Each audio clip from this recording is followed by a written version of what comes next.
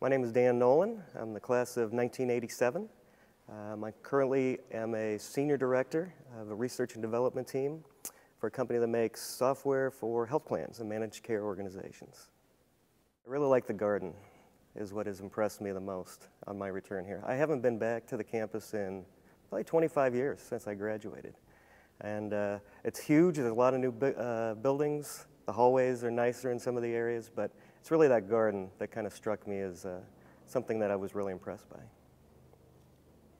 Actually, I learned that there's a lot of faiths, that there were quite a few people who went here, that although it was a Catholic-based organization here, that there were a lot of different people with a lot of different faiths that I hung out with regularly, and that learned that there's a lot of different beliefs out there, which definitely set the stage for my going to Berkeley after high school. So it was a little eye-opening, since in previous schools it had been strictly Catholic, and I was exposed to a whole different world of different faiths.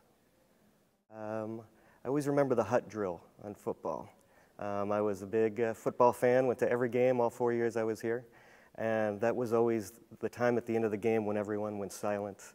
You would put your hand in the air and watch them do the hut drill, and just the tradition and the exactness of it was very moving.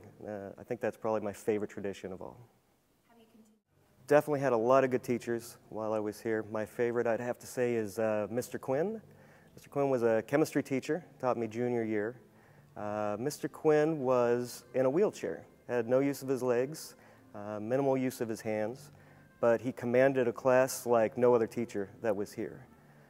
He taught us things in chemistry that later, when I went to Berkeley, I took a chemistry class, and it was absolutely equivalent to what I had learned here. And in fact, he's the only teacher that I ever wrote a letter back to. After I got an A+ in college in chemistry, so I wrote him a letter saying, "Thank you for everything you taught me in chemistry. It served me very well here at Berkeley," and I was very appreciative of it. Servite prepared me to become a leader because I was surrounded by leaders when I look back on it. My classmates, my teachers, and so they always say, surround yourself with the people that you want to become. And you don't realize it at the time because it seems so natural that they're just your friends and they're good people and they're doing well.